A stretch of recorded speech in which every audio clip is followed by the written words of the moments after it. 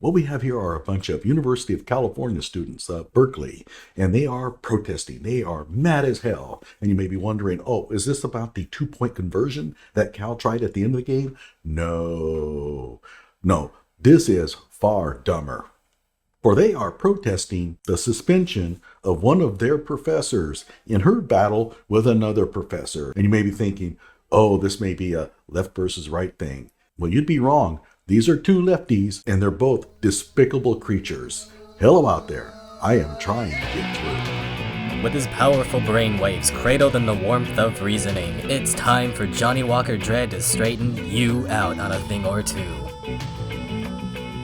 Emanating all the way from exciting Las Vegas, Oklahoma, it's the Johnny Walker Dread Show. Okay, so here is the backdrop of the story. The headline says, college football game in California delayed because of on-field protest. And the fact that it's in California actually makes a lot of sense.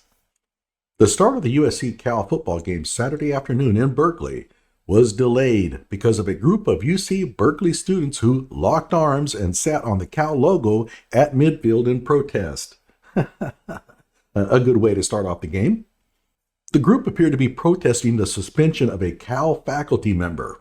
Students on the field wore shirts that read, "Justice for Ivana," in support of a professor who is currently on paid administrative leave, and you're not going to believe the reason why. The game has since started. Police told the OC Register's Luca Evans the protesters were being taken to jail. Now, let's read what really happened behind the scenes. All right, UC Berkeley students threaten hunger strike to reinstate professor suspended for stalking. And you know how these hunger strikes go. They starve themselves to death, right? Well, not really. After a few days, you find out that, well, it's not really a hunger strike because they're making exceptions for the kind of nutrients they can consume. A growing group of UC Berkeley students has been staging a months-long protest campaign demanding that the university bring a suspended Spanish and Portuguese professor back to campus. And this professor needs this faculty position because she almost certainly has no real-world skills. I mean, what would she be good at? They shared testimonies highlighting how influential Ivana Del Valle has been both as a mentor and as a leading scholar at a school with few Latinx faculty. And none of that has any bearing whatsoever on whether she should be suspended. We'll read more about that here in just a moment. Professor Del Valle isn't just any faculty member. No, that's true. She's the top expert in colonial studies. You can't get more leftist than a person who studies colonial studies. Okay. The question that haunts me is, if someone as respected as her is going through such things at Berkeley, what might the future be for the rest of us? Well, don't do those things that Ivana Del Valle did, and you probably won't have any problems. But records obtained by KQED, and by the way, KQED is a very famous San Francisco-based news outlet, paint a troubling picture of what led to Del Valle's suspensions. Over 3 investigations, which looked into behavior that began in 2018 and continued through 2022, 4 years, the university found Del Valle had repeatedly harassed, stalked, and retaliated against Joshua Clover, an English and comparative literature professor at UC Davis, and then violated orders not to contact him. And by the way, as an English and comparative literature professor, he also needs his job pretty badly too. Again, no one's going to hire somebody like that in the real world. Universities exist to provide these people jobs. And I know what you're thinking. Oh, this Joshua Clover, he is such an innocent person being harassed by this evil Spanish and Portuguese professor. No, Joshua Clover is pretty much a piece of shit too. So you'll see. Student supporters contend Del Valle was acting out of desperation, believing that she is actually the victim of harassment and online stalking. They are preparing to disrupt the Cal football game against the University of Southern California in an undisclosed manner on Saturday, and they already did, as I mentioned previously. We want Ivana back, said Christian Gonzalez Reyes, a PhD student studying comparative literature, who is organizing with the campaign. And this person's going to have to get a faculty position because he or she is going to be unemployable otherwise. We're not going to be silent anymore. I don't think you guys were ever silent, but okay. The supporters say Del Valle is beloved at the university, where she is the only first-generation Mexican woman among faculty in the school's Spanish and Portuguese department. Why does the School of Spanish and Portuguese Studies need a Mexican? You can't make this up. You can't make it up. Okay? Nothing against Mexicans, right? But it's like saying that a school's German department needs a Mexican scholar. It just makes no sense. If she was the first Spanish or Portuguese person to ever have that position, then that would mean something. If Del Valle is not reinstated, a group of students plan to stage a hunger strike. Oh, yeah, okay, sure. And you will find out that they will gain weight during the hunger strike. This happened at the University of Oklahoma once when I was studying there. They had a student who was on a hunger strike for Native American studies. I think that what happened was that a group of students vandalized one of the teepees they used to have on campus once a year. And I guess he didn't feel that the university was investigating hard enough, so went on a hunger strike. And after 35 days, he was still standing around and giving interviews. People were wondering, hey, wait a minute, how does this work? Well, the hunger strike only extended to solid foods, not liquid. So he was chugging down milkshakes and everything else. He actually chained himself to the president's door. It was horrible. It was stupid. In an interview with KQED, Del Valle acknowledged some of the behavior described in the investigative reports, get this, including keying Clover's car, vandalizing the area outside his apartment door, contacting his friends, posting an image of his partner online, and leaving messages outside the home of his mother. She acknowledged that. She said, yeah, I did that. I mean, this is sickening, but just goes to show you that this kind of activity is not beyond them. The leftists on college campuses consider keying people's cars and harassing people like this as just normal retaliatory behavior. This is the breeding ground for Antifa. Those messages included one that said, I raised a psychopath, according to the university's investigative reports. This is the one that was posted outside his mother's home. He has also acknowledged in the report calling Clover's office line at least 10 times. Throughout each official investigation, Del Valle maintains that her actions were the result of being hacked and that she was not receiving the support she needed. Okay, keep in mind, these are two leftist professors going at it here. This is not right versus left. These are lefties, and it just goes to show you how they operate. I did write outside his door, here lives a pervert. I did that, and again, I'm not proud, Del Valle said. If I had the opportunity to do things differently, I would do them differently. But you don't. You already did them. That's the reason why we want to apply some brains before we take drastic action so that we don't end up doing this. You know, it's called foresight and ethics, respect for the law, which they don't have. Do you think this person respects the law? Okay. Del Valle said that she regretted visiting the mother's home. Then don't do that. But disagreed that the message toward Clover's mother was a threat or that any of her behavior was sexual harassment. Okay, she might have a minor point there. She said she had been trying hard to get the attention of anyone who could help her. Oh, good grief. I mean, getting people's attention is kind of important, but not through this way. But again, it doesn't matter to the lefties. They will resort to anything.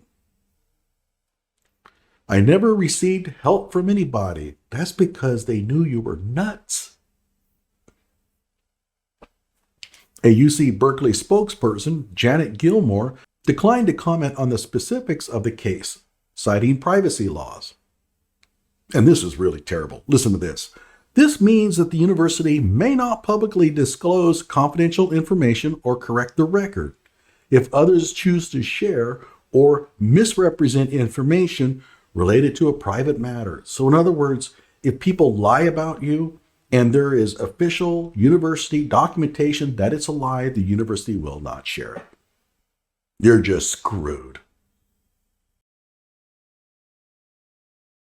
However, a termination of a tenured faculty member then requires approval by the UC Board of Regents, Gilmore said. And by the way, I have always said that you're never going to be able to fire a tenured professor. What she did may actually do it.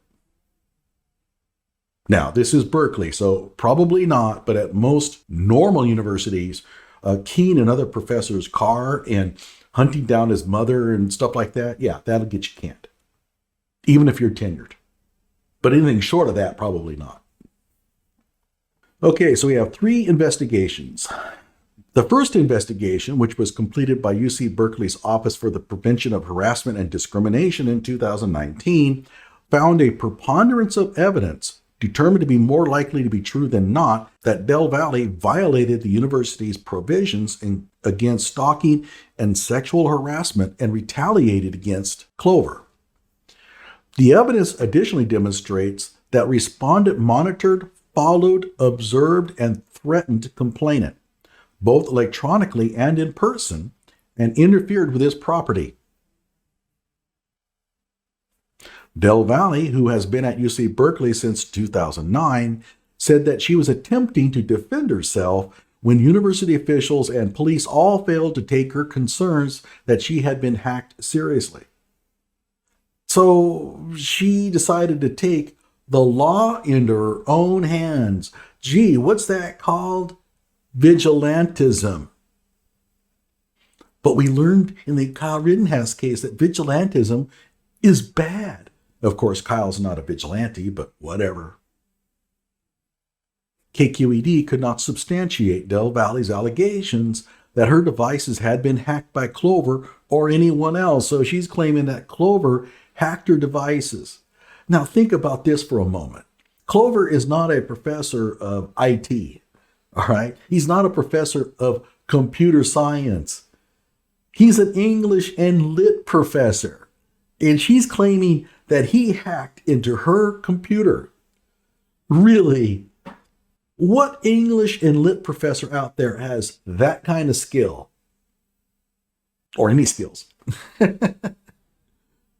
She provided documentation of an analysis of her laptop and cell phone, which found the phone had been compromised, but the computer showed no evidence of hacking or cyber attack.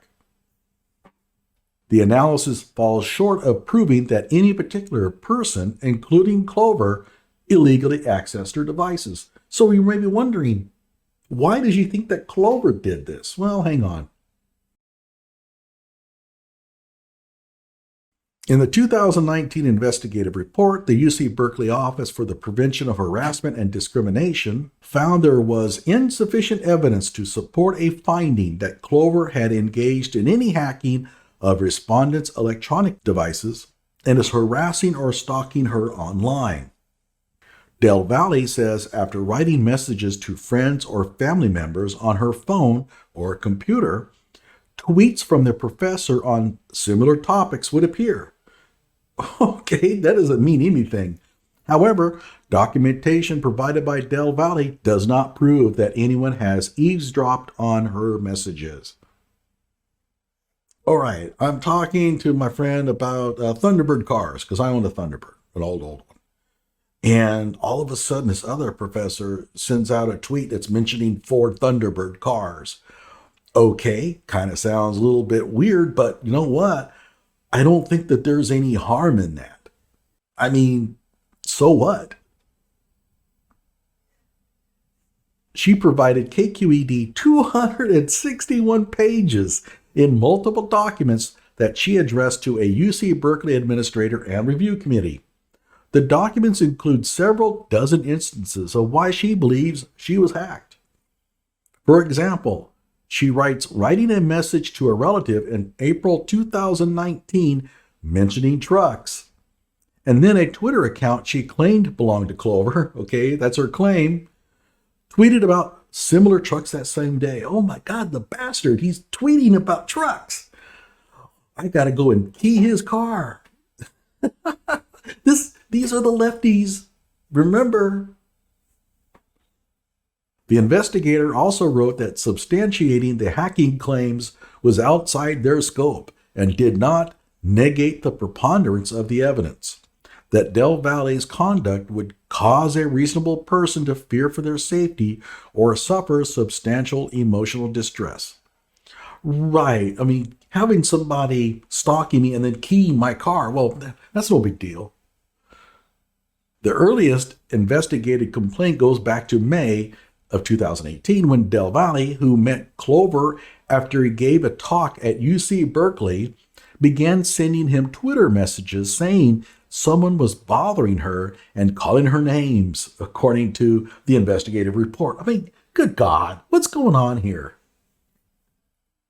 In December that same year, Del Valle acknowledged in the investigation knocking on Clover's apartment door and telling him she was not leaving until he opened the door and explained what he was doing by hacking her. She's nuts.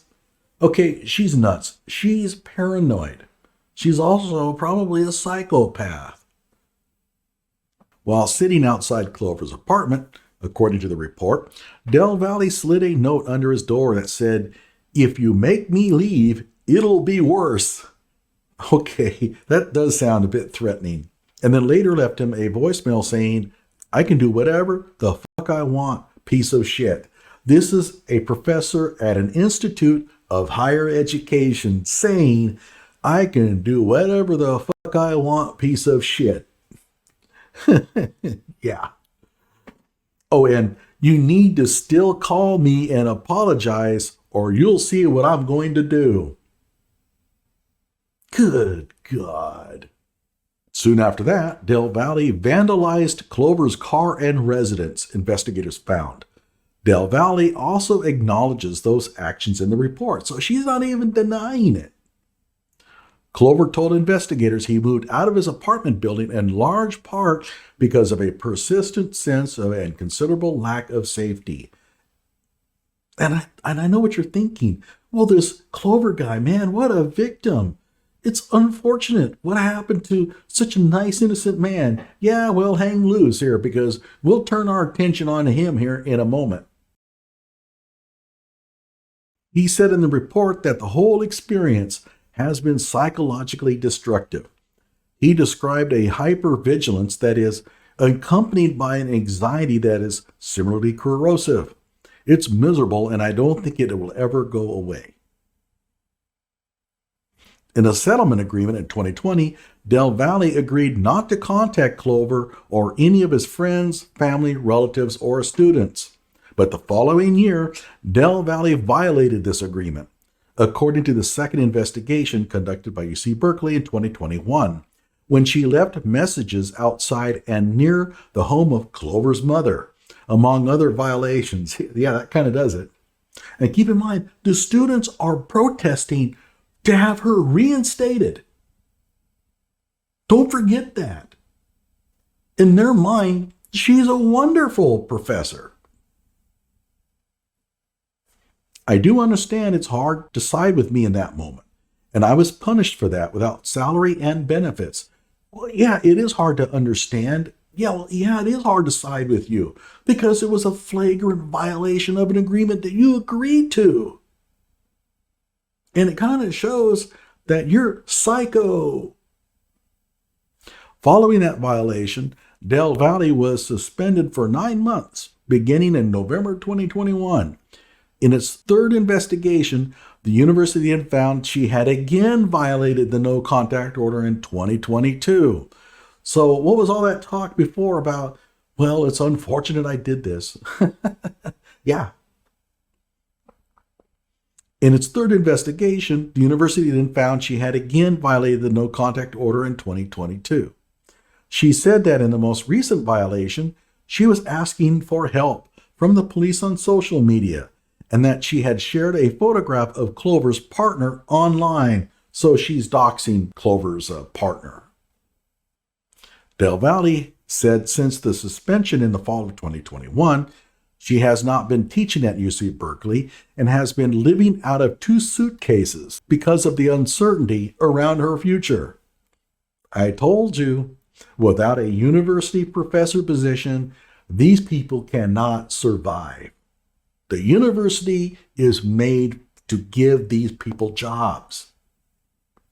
She said she could accept an 18-month suspension UC Berkely offered as a settlement, but has no plans to do so. If she doesn't accept that outcome, the case could instead be brought before the university's Privilege and Tenure Committee. That's not a good one. And she could lose her tenure and be fired. My life is completely destroyed, Del Valle said. You destroyed your own life. I don't want UC Berkely to think that they can do this to a minority woman in order to protect a white senior professor. It's not acceptable. She plays the race card. You knew it was coming. You knew it was coming. All right, now let's talk about Clover before you get too sympathetic to his cause. Clover has stirred his own share of controversy.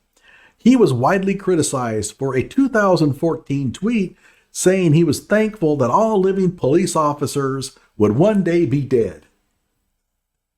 He later advocated killing police officers and suggested the easiest way would be to shoot them in the back of the head. Now, normally, that would get you fired like that. But oh no, this is California and its Institute of Higher Educations. UC Davis's chancellor condemned those statements in 2019, but said they were protected free speech. No, that is not protected free speech. So let's go to Wikipedia. It says here, Nick Irvin, in a February 2019 opinion piece for the California Aggie, drew attention to published comments by Clover suggesting he was in favor of killing police. Among them was the September 2015 SF Weekly interview statement by Clover. People think that cops need to be reformed. They need to be killed. Okay, yeah, I'm sorry, but no, you can't do that. Clover was also reported by CBS Sacramento to have tweeted in November 2014, I am thankful that every living cop will one day be dead.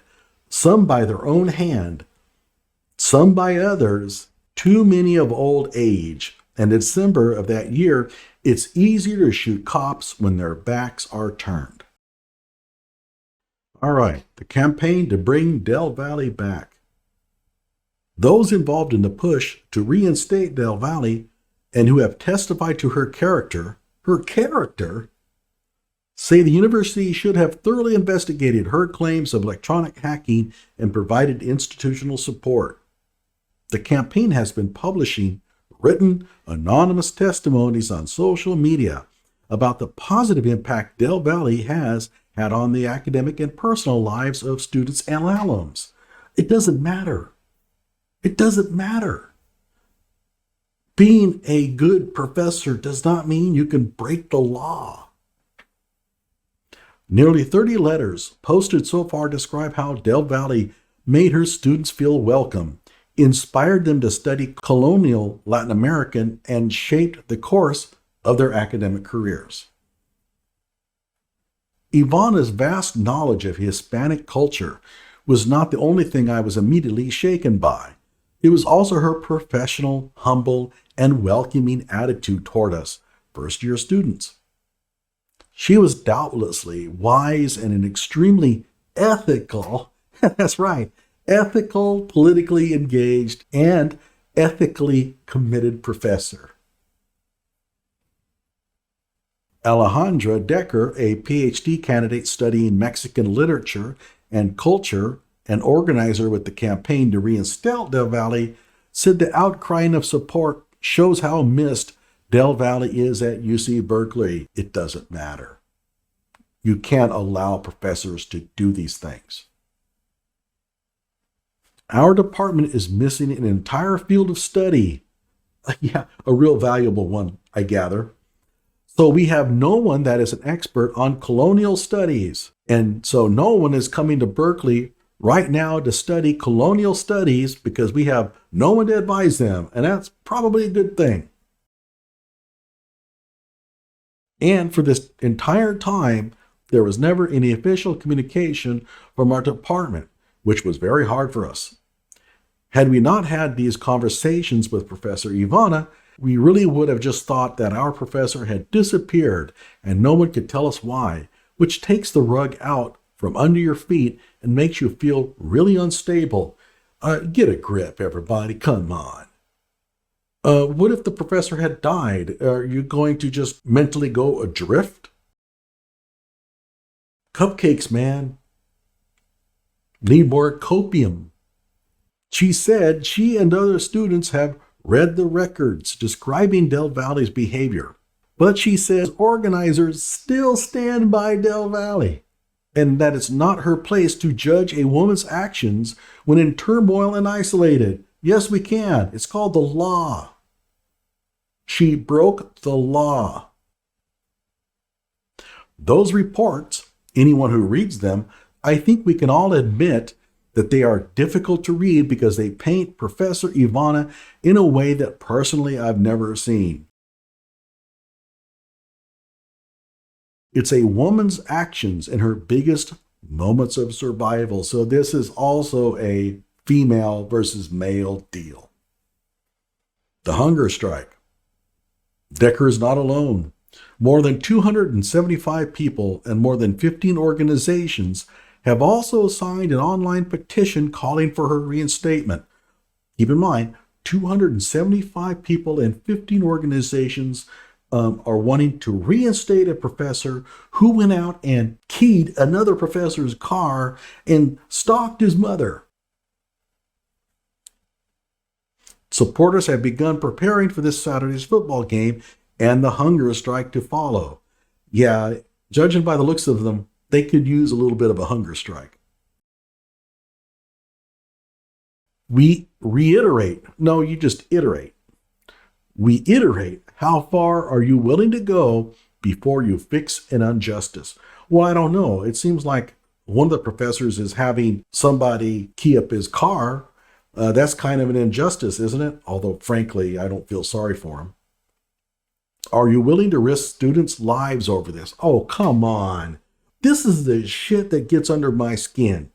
Just because they're not going to reinstate Del Valle or whatever, that doesn't place students' lives at risk. Nobody is going to have their life threatened over this.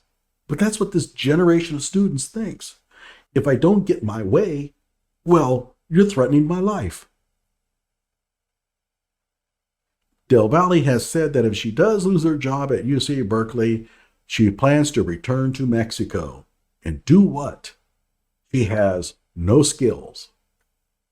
But for now, she does not want to give up on staying at UC Berkeley because that's her only means of support. It is my university. They are my students. And no, they're not. I obtained a job here that I deserve. Oh, entitlement.